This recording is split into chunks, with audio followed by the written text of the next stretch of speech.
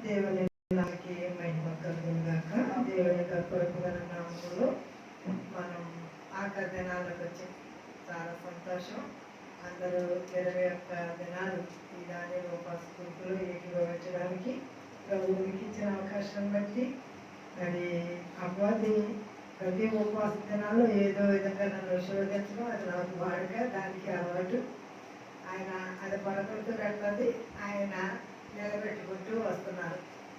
అలాగే మరి దేవుని యొక్క కృపగల నామంలో ఈ గత 3-4 దినాల నుంచి వాకింగ్ చెప్పడానికి వీలు కాని పరిస్థితి, నిలబడలేని పరిస్థితి అయినా ప్రభు ఆయన కృపలో ఈ మధ్య ఇలా దేవుని యొక్క వాక్యాన్ని వాడుకోవడానికి ప్రభు ఇచ్చిన అవకాశాన్ని బట్టి నేను దేవుని స్తుతిస్తున్నాను.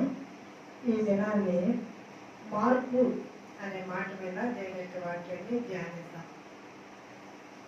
ఎవరి మార్పు?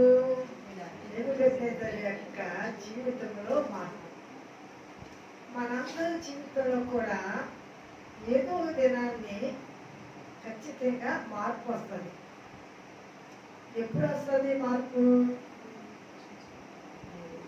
మనం ఎత్తుకోవడానికి ఇష్టపడినప్పుడు, మనము దేవుని వైపు చూసినప్పుడు, మన తప్పిదములు దేవుని ఒప్పుకొని విడిచిపెట్టినప్పుడు ఖచ్చితంగా మన జీవితంలో మార్పు రావడానికి అవకాశం ఉంది. ముఖ్యంగా మనము మన బలహీనతలు దేవునిలో సరి చేసుకున్నప్పుడు, మన తప్పిదములు మనం గ్రహించినప్పుడు, వాటిని విడిచిపెట్టాలనే ఆశ ఆలోచన కలిగినప్పుడు ఖచ్చితంగా మన మనసు మారడానికి అవకాశం ఉంది. నెబుకద్నెజరు యొక్క జీవితము మనందరికి తెలిసిన విషయమే. దేవుడు చాలా ఉన్నతమైన స్థితిలో ఆశీర్వదించాడు. తన నామము ఘనపరచబడింది. ఎందుకంటే తన పేరు ప్రఖ్యాతులు భూలోకమంతా వ్యాపించింది. తన రాజ్యము ఎంతో ఉన్నతమైన స్థాయిలో ఆ దినాల్లో ఉండే రాజులు చక్రవర్తుల కంటే తన పేరు ప్రఖ్యాతులు చాలా ఆకాశములకు అంటే అంత గొప్పగా దేవుడు ఆశీర్వదించాడు. ఆశీర్వాదం చూసిన తర్వాత అతిశయపడడం మానవ సహజం. ఈ మధ్యకాలం అమెరికా దేశంలో కార్చిచ్చు గురించి ప్రతి సేవకులు మాట్లాడుతున్నారు. వారు దేని బట్టి అతిశయించారంట? అదండి వారి యొక్క ధన ఘనతను బట్టి, వారి పేరు ప్రఖ్యాతను బట్టి. ఆకాశము అంటే అంత పేరు నెబుకద్నెజరుకి ఎలా వచ్చిందో, ఆ సెలబ్రేషన్లో సెలబ్రేట్లకు అందరూ కూడా మాకెంత పేరు ప్రఖ్యాతులు, ఎంత టాలెంట్ పర్సన్స్ మేము, ఎంత ధనము కలిగిన వారు, ఎంత ఘనత కలిగిన వారు, ప్రపంచమంతా మా పేరు తెలియని వాళ్ళు లేరు అనే ఒక అతిశయము అహం వారి జీవితంలోకి వచ్చినప్పుడు, అపవాదికి చోటిచ్చినప్పుడు, దేవుడు లేడు అని అనుకున్న వారికి దేవుడు ఉన్నాడు అని తెలియచేయడానికి ఒక గొప్ప భయంకరమైన పరీక్ష వారి జీవితంలో వారు ఎదుర్కోవలసి వచ్చింది. అప్పుడు ఇప్పుడు ఎప్పుడు మానవ యొక్క జీవితము ఒక స్థితికి వచ్చేటప్పటికి, దేవుని మరిచినప్పుడు పతనము ఆరంభమవుతుంది. నెబుకద్నెజరు యొక్క జీవితంలో కూడా నేను అనేవాడు పనిచేసినప్పుడు, అందుకని జ్ఞాని తన జ్ఞానం బట్టి, శూరుడు తన శౌర్యం బట్టి, ధనవంతుడు తన ధనమును బట్టి అతిశయపడక. అంటే ఇప్పుడు అతిశయించారు వారికున్న స్థితిని బట్టి. నెబుకద్నెజరు అతిశయించాడు తనకున్న స్థితిని బట్టి. అతిశయించుటను బట్టి అతిశయించింది అతని ఎదుట నుండి తీసివేయబడింది. రాజ్యము తీసివేయబడింది. మంచి భక్ష పరమాన్నం తినే గొప్ప రుచికరమైన ఆహారము తీసివేయబడింది. ధనఘనతలు తీసివేయబడ్డాయి. పేరు ప్రఖ్యాతలు తీసివేయబడ్డాయి.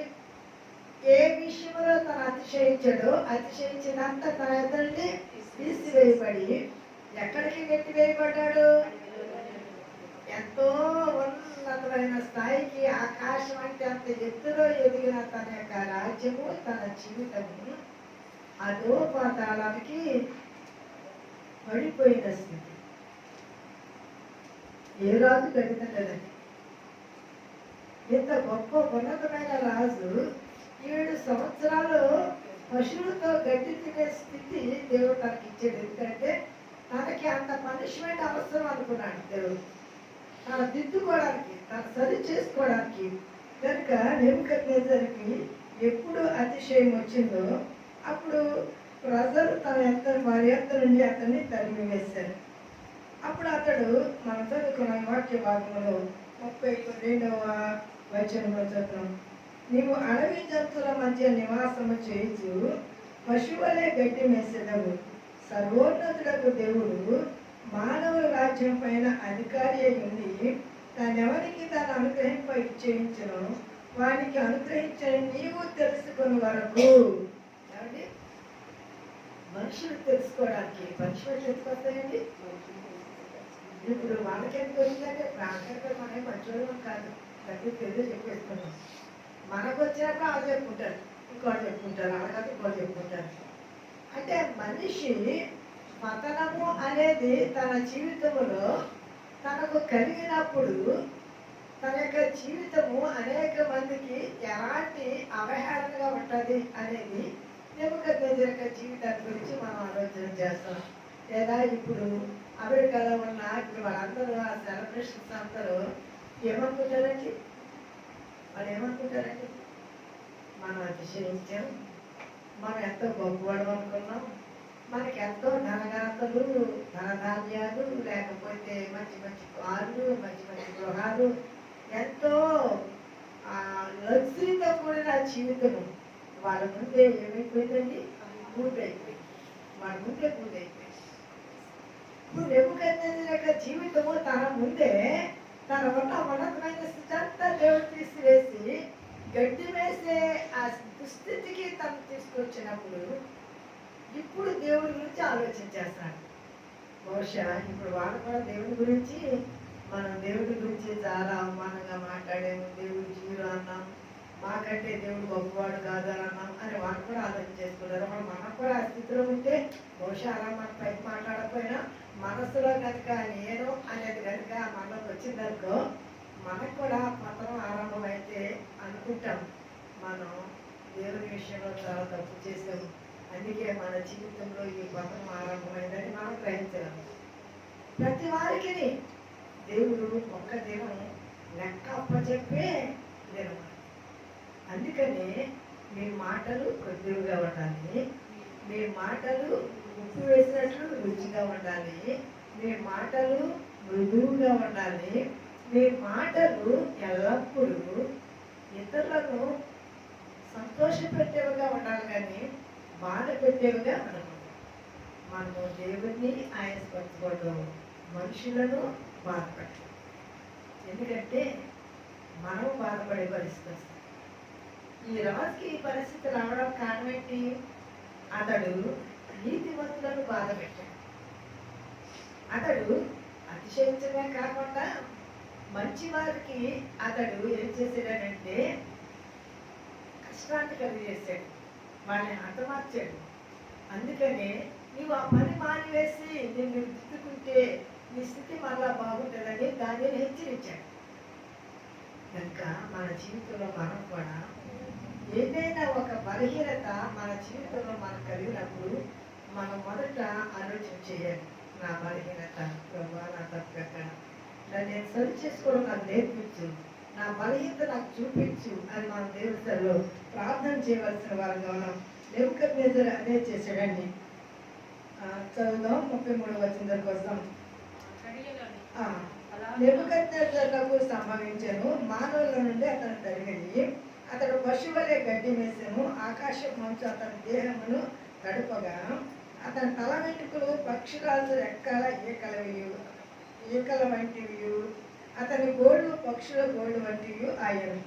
ఆ కాలము గడిచిన పిమ్మట, ఏ కాలము గడిచిన పిమ్మట? పనిష్మెంట్ కాలం గడిచిన పిమ్మట, బుద్ధి వచ్చిన కాలం పిమ్మట కదా, తన యొక్క జీవితంలో తన రూపం మారిపోయింది. ఏ రూపం వచ్చేస్తుందండి? పక్ష రూపం వచ్చేస్తుందంట. గోడు పెరిగిపోయింది, వెంట్రుకలు పెరిగిపోయింది, మనిషి రూపం పోయింది. జంతు రూపం పక్షి రూపం వచ్చేసింది. తను చూసుకుని తన దగ్గర అర్థం లేదు కానీ తనకు అర్థమైపోతుంది. ఎందుకంటే చెప్పిన తనకి రాజు ఎలా ఉండేవాడండి, రోజు ఎక్కువ షేవ్ చేసుకుని చక్కటి వస్త్రాలు వేసుకుని కిరీటాన్ని పెట్టుకుని ఖరీదైన బంగారం ధరించుకుని దగ్గరగా పెరిసే సింహాసనం కదా కూర్చుంటే ఈ స్థితి ఒక్కసారి ఏ స్థితికి వచ్చేసిందండి? గడ్డిలో కూర్చుని గడ్డిలో పడుకుని గడ్డిలో తినే స్థితికి వచ్చేసింది. అప్పుడు అనుకున్నానంట నాకు ఈ స్థితి రావడానికి కారణం. ఈరోజు మనందరం ఒక విషయం నేర్చుకోవాలండి. మనకి ఈ స్థితి రావడానికి కారణం ఏంటి? మనంతా వల్ల వీళ్ళ వల్ల లేదా పిల్లల వల్ల చెడిపోయాం, మా భర్త వల్ల చెడిపోయాం, లేదా మా మాకు అంటే నష్టం కలిగితే అనుకుంటామండి. కానీ నేను అనుకుంటానండి, ఏదైనా ఒక నష్టం ఏదైనా ఒక కష్టం కలిగితే నా బలహీనత ఎక్కడ మొదట అనుకుంటాను. మన రోజు చెప్పాను, ఆ రాత్రి మిమ్మల్ని నిలబెట్టి స్థుతి పాట పాడి ప్రార్థన చేస్తాను. కానీ పని చాలా ఎక్కువ ఉంది, సమయం అయిపోయింది అనుకుని మామూలుగా ప్రార్థన చేసి పంపించేశాను. ఇందాక బాగా చూడడానికి వచ్చింది, నేను వెళ్ళలేదు నిలబడిపోయాననేసి అదేమాట అన్నాను. మాకు చిన్న ప్రార్థన చేసి మిమ్మల్ని చూడడానికి ఏవో ఒడికి రావాలని అమ్మాయి ఎంత ఆశపడింది. అది తెల్లారి దేవుడి డబ్బులు పడేసాడు. నేను అనుకున్నాను, పట్ట వెంటనే అనుకున్నాను, ప్రభు నేను తప్పు చేశాను, నేను తప్పు చేశాను. అది ఒక పెద్ద తప్పు అనుకోకపోవచ్చు మీరు, నేను కూడా అనుకోకపోవచ్చు, దెబ్బ తగ్గకపోవచ్చు. కానీ అప్పుడు నాకు అనిపించింది, నేను పట్ట వెంటనే అనిపించింది, ప్రభు నేను చేయవలసిన క్రమాన్ని నేను తప్పాను. నువ్వు ఖచ్చితంగా అందరూ నిలబడి స్థుతి పాట పాడి ప్రార్థన చేసి అప్పుడు నేను నీ గురించి లోపలికి వెళ్ళేదాన్ని. కానీ ఆ రోజు ఆ క్రమాన్ని తప్పాను. ప్రార్థన చేసి పంపించాను, ప్రార్థన చేసి నీళ్ళు ఇచ్చాను. చిన్నదే కదా, చిన్నదే పాట వచ్చాను, పాటతో మాట్లాడితే ఎదురొచ్చాను. కానీ ఆ చిన్నదానికి ఎంత పనిష్మెంట్ చూసారండి. ఆ దెబ్బకి కావాలి, ఆ దెబ్బ తగ్గండి. కానీ దేవుడు ప్రతి వారిని దిద్దడానికండి నేను ప్రేమించి నా కుమారులను శిక్షించి రక్షించాను. శిక్షణ లేకపోతే మనం సరిచేసుకోవాలి. అది చిన్నదే కానివ్వండి, పెద్దదే కానివ్వండి, దిద్దుకోవడానికి శిక్షణ చాలా అవసరం. నెబుకద్నెజరుకి శిక్షణ చాలా అవసరమైంది. ఎందుకంటే తను దిద్దుకోవడానికి నెబుకద్నెజరు తన తప్పేంటో ఆలోచించుకున్నాడు. ఆ తప్పేంటో ఒకసారి గమనించుకున్నాడు. మనందరి జీవితంలో కూడా మన బలహీనతలను మనం ఆలోచించుకోవాలి, మన బలహీనతలను మనం గమనించుకోవాలి. అది వ్యభిచారం కాదు, దొంగతనం కాదు, అబద్ధం కాదు, మోసం కాదు, ఎవరితో దోచుకోవడం కాదు. ఓ చిన్న మాట పాడలేదు, ఓ చిన్న క్రమం తప్పేది. తప్పు తప్పే, అది చిన్నదే కావచ్చు, పెద్దదే కావచ్చు. మన జీవితంలో ఏ విషయంలోనూ మనము క్రమము తప్పకూడదు. అది నా జీవితంలో నేను నేర్చుకున్నాను. ఇక్కడ నెబుకద్నెజరు ఇప్పుడు తన యొక్క తప్పేట తను గ్రహించుకుని ఏం చేశాడంటే, ఇప్పుడు చదువుదాం 34వ వచనంలో, ఆ కాలము గడిచిన పిమ్మట నెబుకద్నెజరు నేను మరలా మానవ బుద్ధి గలవాడనై నా కళ్ళు ఆకాశము తట్టు ఎత్తి, ఏమండి ఏమి పెట్టాడటండి, ఆకాశం వైపు నా కళ్ళు ఎత్తి ఇప్పుడు మాటలు సిద్ధపరుచుకున్నాడు. ఇప్పుడు వరకునేమో కిందకు చూశాడు, నా రాజ్యము, నా ఘనత, నా ప్రభావము నాదే అని అనుకున్నాడు. దావీదు గారు కూడానండి క్రిందకు చూశాడు. క్రిందకు చూడడంతోనే చూడకుండా చూసి లేనిపోయి తంటా తెచ్చుకొని గొప్ప శాపాన్ని శోధన తెచ్చుకుని ఎంత నష్టమో ఎంత కష్టమో. ఒకే తప్పు చేశాడని చెప్పిన ఆయనే అనుకున్నాడా ఒకే తప్పని? నా సేవకుడైన దావీదు దర్శన విషయాలు తప్ప ఇక ఏ విషయంలో పాపం వచ్చేదాడు. ఆ ఒక్క విషయం కదా క్షమించవచ్చు తప్ప ఒక్క విషయాన్ని విడిచిపెట్టలా. మామూలు పనిష్మెంట్ కదండి. రాజ్యాన్ని పాలన చేసి సంపాదన 4 కొడుకులు తెచ్చిపోయారు. గుడికి బదులుగా 4 గొర్రెలు ఆయన తీర్పు అని మాట తీర్పు. ఆ ఇంటిలోనే సమాధానం లేని పరిస్థితి. ఒక చిన్న బలహీనత తన రాజ్యంలో ఎన్ని భయంకరమైన పరిస్థితిని ఎదుర్కోవాల్సి వచ్చింది.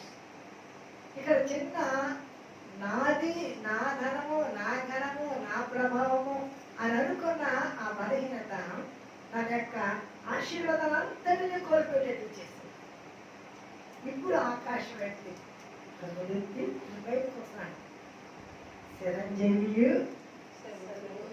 ఏమన్నాడంటే సర్వోన్నతులకు దేవునికి స్తోత్రం చేసి ఘనపరిచి స్తుతించి ఇప్పుడు మాటలు సిద్ధపరచుకున్నాడండి.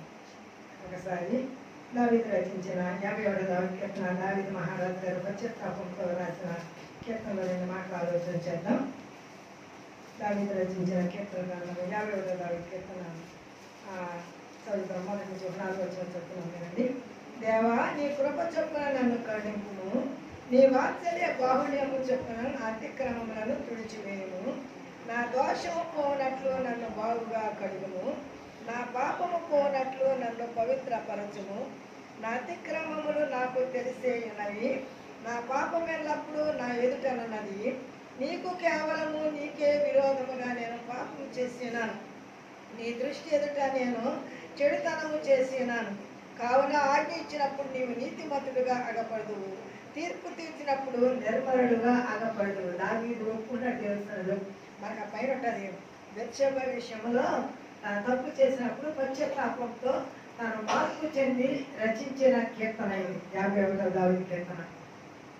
ప్రభా, నేను నీ దృష్టి ఎదుట పాపం చేశాను, నా అతిక్రమం నాకు తెలుసు, నేను ఏ పాపం చేశానో నాకు తెలుసు. దేవా, నా పాపం నుండి క్షమించు అని దేవుని సన్నిధిలో మాటలు సిద్ధపరుచుకున్నాడు. చిరంజీవి దేవుడే అని నెబుకద్నెజరు దేవుని వైపు చూచి తన మాటలు సిద్ధపరుచుకున్నాడు. ఇప్పుడు దావీదు దేవుని వైపు చూచి తన మాటలు సిద్ధపరుచుకుని దేవుని సన్నిధిలో ఒప్పుకుంటున్నాడు. నా పాపములు క్షమించు, నా దోషములు క్షమించు, నా అతిక్రమములు క్షమించు, నా పాపము నా ఎదుట ఉన్నది, ప్రభా నన్ను మన్నించి మాట్లాడి చెప్తూ దేవుని సన్నిధిలో తను తాను సరి చేసుకుంటూ ప్రార్థిస్తున్నాడు. హోషేయ గ్రంథం 14వ అధ్యాయం 2వ వచనం చెప్తాను. నీ దేవుడైన యెహోవా తట్టు తిరుగును, మాటలు సిద్ధపరచుకొని యెహోవా యొద్దకు తిరుగుడి. మీరు ఆయనతో చెప్పవలసినది ఏమనగా, మా పాపములన్నింటినీ పరిహరింపుము, ఎడ్లకు బదులుగా నీకు మా పెదవులను అర్పించుచున్నాము. నీవు అంగీకరింపదగినవి అవే మాకున్నవి. అశూరీల చేత రక్షణ పొందగలము, మేమికను గుర్రము లెక్కము. మీరే మాకు దేవుడని మేము ఇక మీదట మా చేతి పనితో చెప్పము.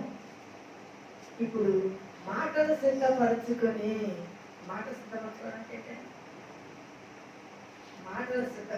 వారి యొక్క పాపము, వారి తప్పిదము వారు ఒక్కసారి దేవుని సన్నిధిలో ఒప్పుకోండి. ప్రభువా, మేము గర్వించాం, మేము అతిశయించాం. మీరు చెప్తారన్నమాట. ఇశ్రాయేలీయులు ఆ యొక్క భక్తుడైన హోషేయతోటి దేవునికి విరోధంగా వారు చేసిన పాపాన్ని దేవుని సన్నిధిలో ఒప్పుకుంటూ, మేము ప్రభువా ఇక అశ్వరీయుల దగ్గరికి వెళ్ళాం, లేకపోతే ఐగుప్తుల దగ్గరికి వెళ్ళాం, మేము గుర్రాలు ఎక్కం, మేము అతిశయించాం, మేము గర్వించాం. ఎందుకంటే అలా చేసి మేము నీకు దూరం అయిపోయాం. మేము పాపం చేసి నీకు విరోధంగా మాట్లాడి మేము ఈ శాపాన్ని తెచ్చుకున్నాం. మా దేశాన్ని విడిచిపెట్టి పరాయి దేశానికి మేము బానిసలుగా వచ్చాం కనుక మేము ఇంకా అలాంటి పనులు చెయ్యి. మేము అలాగ అతిశయించాం, అలాగూ మేము గర్వించాం, అలాగూ మేము మాట్లాడాం. ఇవన్నీ వారు నోటితో ఒప్పుకుంటున్నారు. మేము ఇక మీదట మా చేతి పనితో చెప్పము, నీవే మా దేవుడు అని మేము విగ్రహాలతో చెప్పము. తండ్రి లేని వారి ఎదుట వాత్సల్యము చూపువాడవు నీవే కదా. వారి విశ్వాసఘాతకులు కాకుండా నేను వారిని గుణపరచుదును. విశ్వాసఘాతకులు కాకుండా నేను వారిని గుణపరచడానికి గుణపరచు. నేను మీకు చెప్పాను, విశ్వాసఘాతకులు అంటే ఏంటో, ద్రోహం అంటే ఏంటో. అంటే దేవుడు మన ఎడల చేసిన కార్యాన్ని మర్చిపోవడమే విశ్వాసం. అంటే చేసిన వేడు మర్చిపోవడం విశ్వాసఘాతం. దాన్ని తిరిగి వాళ్ళ కీడు చేస్తే విశ్వాస విశ్వాసఘాతులండి. తనకి ఇదంటారా వాసాలు లెక్కెట్టారు.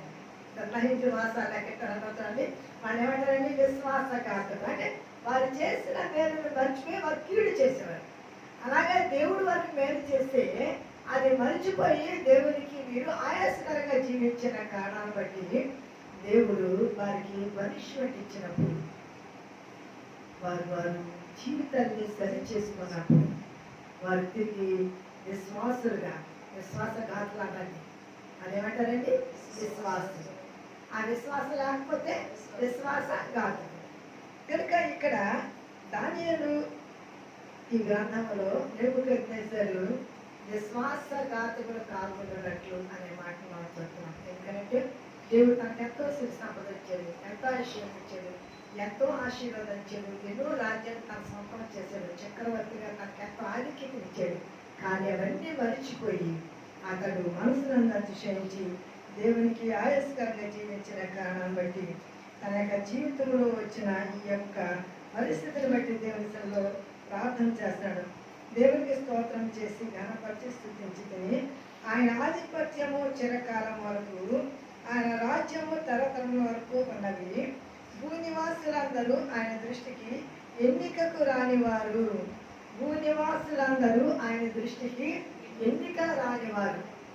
మాటలు సిద్ధపరచు అనే మాట మీద ఇంకో మాట చెప్తాను. లోకాసువార్త 15వ అధ్యాయము 17వ వచనం నుంచి మనం చూద్దాం. మనకు తెలిసిన సంగతి అది. తప్పిపోయిన కుమారుడు తండ్రితో ఉన్నప్పుడు ఎంతో ఉన్నతమైన స్థాయిలో ఉన్నాడు. ఎంతో ఆస్తిపరుడు తండ్రి, ప్రేమ కలిగిన వాడు. ఇది అంటాడు, నా ఆస్తిలో నాకు నా భాగం ఇచ్చి ఇది సంపాదించాడంటే అసలు చాలా మంది ఇలాగే వెళ్తారు. నా ఆస్తి నాకు ఇచ్చి ఎక్కడ సంపాదించాడు, కష్టపడి సంపాదించుకున్నదేమో తల్లిదండ్రులు. మా ఆస్తి మాకు ఇచ్చే అంటారు, ఎక్కడ సంపాదించాడు. వాడు కూడా అలాగే నా ఆస్తి నాకు ఇచ్చే, నా ఆస్తి నాకు వచ్చి ఇచ్చాడు. పాపం చాలా చెప్పి చూశాడు తండ్రి, కానీ వాడు ఏమాత్రం వినే స్థాయిలో లేడు. ఇక ఎంతకి వెళ్ళలేదు కనుక వాడు ఆస్తి వాడికి ఇచ్చేసాడు. అని అంటాడు, నాకు నీకు ఇంకా సంబంధం లేదు, నా ఆస్తి నాకు ఇచ్చే, నా ఆస్తి ఇచ్చి నేను వెళ్ళిపోతాను. ఇచ్చేసాడు, వెళ్ళిపోయాడు. దుర్వ్యాపారం చేత ఆస్తి అంతా ఏం చేశాడండి? పాడు చేసుకున్నాడు. ఒక ఉన్నతమైన స్థాయిలో ఉండవలసిన వాడు ఏ స్థాయికి వచ్చాడండి? పందులు తినే, పొట్టు తినే స్థితికి దిగాడు. ఆ స్థితికి వచ్చిన తర్వాత అప్పుడు దేవుడు గుర్తొచ్చాడు. ఇది పుట్టి తిన్నప్పుడు గుర్తొచ్చింది, వాటికి గడ్డి తిన్నప్పుడు గుర్తొచ్చింది, అంటే ఈయనకి కొడుకు తరిమేసినప్పుడు గుర్తొచ్చింది. ఒక్కొక్కరికి ఇశ్రాయేలుకి ఆ దేశం నుంచి శత్రువు తరిమివేసినప్పుడు గుర్తుకొచ్చింది. మనం ఈ వాక్యాలు కనుక గమనించగలిగితే మరలా తిరిగి ఆకాశం వైపు తన బుద్ధి వచ్చినప్పుడు, మాటలు సిద్ధపరుచుకున్నప్పుడు దేవుడు కరుణించాడు. అలాగే దావీదు తన తప్పిదము తెలుసుకుని పరుపు తేలేలాగా తను ఏడ్చి కన్నీరు కాచి దేవుడు ఒప్పుకున్నప్పుడు క్షమించబడ్డాడు. ఇశ్రాయేలు దేవుడు వారి పాపాలను ఒప్పుకుని, మేము గుర్రాలెక్కం, మేము గొప్పలకు నమస్కారం చేయం, మేము రాళ్ళకి దండం పెట్టం, నీవే మా దేవుడు అనేసి వాటితో చెప్పం. అలాగే శత్రువు రాజు దగ్గరికి వెళ్ళి మేము మీరే మాకు సహాయం చేయండి అని అడగం, నీవే మా దేవుడు, మమ్మల్ని క్షమించు అని తిరిగి ఆయన వైపు తిరిగినప్పుడు తిరిగి వారికి విడుదల లభించారు. అలాగే తప్పిపోయిన కుమారుడు కూడా తనకి బుద్ధి వచ్చినప్పుడు, ఇప్పుడు చదువు చూడండి వాక్యాన్ని 15వ అధ్యాయం. అయితే అతని బుద్ధి వచ్చినప్పుడు నా తండ్రి యొక్క ఎంతో మంది కూలి వాళ్ళకు సమృద్ధిగా ఆహారం ఉన్నది. అయ్యో, నా తండ్రి దగ్గర కూలి వాళ్ళే సమృద్ధిగా ఆహారం తింటున్నారు, నేనైతే ఇక్కడ ఆకలితో చచ్చిపోతున్నాను. అందుకనే ఇప్పుడు మాట సిద్ధపడుతున్నాడంట. ఎప్పుడండి? ఆకలి వేసినప్పుడు, పందులు కూడా పొట్టి తినకుండా నెట్టి వేసినప్పుడు అప్పుడు బుద్ధి వచ్చిందంట. బుద్ధి వచ్చి అప్పుడు అంటాడంట, ఇప్పుడు ఆకాశం వైపు కన్నులు ఎత్తి, మనందరికి బుద్ధి వచ్చిందా? దేవుడు ఇటెత్తాలంటే మనకంటూ అది ఎత్తితేనే మరలాంటికి మన జీవితంలో మనకు కావాల్సిన నెమ్మది, క్షేమం. వారు పైకి చూశారు, వారి కన్నులు ఆకాశం ఆకాశం వైపు ఎత్తినప్పుడు సర్వోన్నతుడైన దేవుడే, సజీవుడైన దేవుడే, జీవముగల దేవుడే ఈ స్థితి నుంచి మనల్ని విడిపించగల శక్తి మంత్రులను వారు గ్రహించినప్పుడు ఇప్పుడు ఏ మాట సిద్ధపడుతున్నాడంటండి? ఏమంటాడండి? ఆకాశంలో కదెత్తి, తండ్రి నేను నీకును పరలోకమంతా దేవుడు రక్షించడండి, దేవా నీకును నా తండ్రికి నేను విరోధముగా పాపము చేస్తుంది. మీరు నా తండ్రితో నేను చెప్తాను ఏమనంటే, నేను నీ కుమారుని అర్పించుకోవడానికి యోగ్యం. అప్పుడు అన్నాను నాశనకిచ్చి నీకు నాకే సంబంధం లేదు, నేను వెళ్ళిపోతానని చెప్పానే. ఇప్పుడు మళ్ళా వెళ్ళి చెప్తాను, నేను కుమారుని అర్పించుకోవడానికి యోగ్యులను. నీ కూలి వారిలో ఒకరిగా పెట్టుకో, నీ దగ్గర కూలి వారిగా పనిచేస్తాను. కుమారుడు ఎవరికి సాదృశ్యం అండి? కుమారుడు మనకే సాదృశ్యం, తప్పిపోయిన ప్రతి పాపికి సాదృశ్యం. తండ్రి యేసుక్రీస్తు ప్రభుకి సాదృశ్యం. దేవుని యొక్క ప్రేమ ఎంత పాపులేదో క్షమించే ప్రేమ, అది సాదృశ్యంగా ప్రభు తప్పిన కుమారుడు చెప్తారు. ఆ వినలని జనాంగం కొరకు దినవేళ నా చేతులు ఈ వెళ్ళిపోయిన వాడి కోసం అంట చేతులు చాచి చూస్తున్నాడట, నా కుమారుడు వస్తాడు వస్తాడు వస్తాడని. వాడు ఇంకా దూరంగా ఉండగానే వీడు చాలా ప్రిపేర్ అయ్యి వచ్చాడు, మాట సిద్ధపరచుకుని మాటని మా నాన్నగారితో చెప్తాను అనుకుని. వాడు ఒక మాట చెప్పకుండానే ఈయనే ఎదురు వెళ్ళిపోయి మెడ మీద పడి ముద్దు పెట్టుకుని ఏడ్ చేసి, అయ్యో నా కుమారుడికి ఆహారం లేదు, అయ్యో నా కుమారుడికి వస్త్రం లేదు, అయ్యో నా కుమారుడు తించోడలేక వికారం వెళ్ళక వచ్చాడు, అయ్యో వంగరం లేదు వాడి చేతిని అని, ఆ చెప్పులకి కాళ్ళు లేవు. ఇవన్నీ తండ్రి ప్రేమ అంటే అంత గొప్పదో. నువ్వేం కోల్పోయావో, నీకేమి లేవో, నీ స్థితి ఏంటో ఆయన ఒక్కసారి నేను చూడటంతోనే వాత్సల్యము, తండ్రి యొక్క వాత్సల్యము ప్రేమ పుట్టుకొచ్చేసింది అంటండి. నా కుమారుని త్వరగా తీసుకెళ్ళి క్షౌరం చేయించండి, స్నానం చేయించండి, కొత్త బట్టలు వేయండి, చెప్పులు మంచి పాదరక్షకొని తొడిగించండి, ఆ వేడికి మంచి బంగారు ఉంగరం పెట్టండి, వెంటనే విందు చేయండి, మనందరం సంతోషంగా. చనిపోయిన నా కుమారుడు బ్రతికను, తప్పిపోయిన నా కుమారుడు తిరిగి మరలా వచ్చి తండ్రి ప్రేమ, మన దేవుని ప్రేమ మన ఎడల ఎప్పుడు తిరిగి మరలా వచ్చినప్పుడు, నయోమి తిరిగి వచ్చినప్పుడే తన జీవితంలో తిరిగి సంతోషం చూసి, తిరిగి వచ్చినప్పుడే మన జీవితంలో మన క్షేమాన్ని చూడగలం. తిరిగి దేవుడి వైపు చూసినప్పుడే మన జీవితంలో మన నెమ్మదిని చూడగలం. కనుక నెబుకద్నెజరు తిరిగి దేవుని వైపు చూచి చిరంజీవి సర్వవంతులకు దేవునికి స్తోత్రం చేసి తనకి బుద్ధి వచ్చినప్పుడు, నేను 36 వచనానికి వస్తున్నాను, ఆ సమయం అందు నా బుద్ధి మరలా నాకు వచ్చాను. అప్పుడు నాకు ఏం లేదన్నమాట అండి, బుద్ధి లేదు. ఇప్పుడు వచ్చిన బుద్ధి, ఎప్పుడు వచ్చిన బుద్ధి తెలియదు నాకు వచ్చింది. అలాగే బుద్ధి వచ్చినప్పుడు రాజ్య సంబంధము ప్రభావమును, నా ఘనతయు, నా తేజస్సును నాకు కలిగాను. నయోమి కూడా అండి బుద్ధి వచ్చినప్పుడు, ఎప్పుడు బుద్ధి భర్త ఇద్దరు కొడుకులు చనిపోయిన తర్వాత క్షమమైపోయిన తర్వాత అప్పుడు యోగం వచ్చింది.